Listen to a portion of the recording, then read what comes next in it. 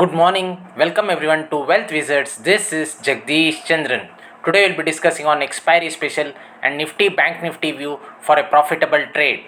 Nifty and Bank Nifty has formed a long bearish candle along with prices witnessing selling pressure at higher levels.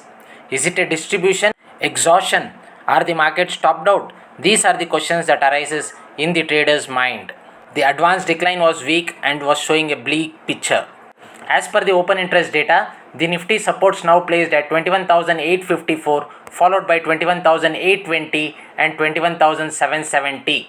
The resistance now placed at 22,040, followed by 22,097 and 22,128. The previous close remains at 21,921. Looking at the Bank Nifty picture, the Bank Nifty major supports now placed at 45,727, followed by 45,652 and 45,488. The major resistance shifts to 46,234, followed by 46,416 and 46,467.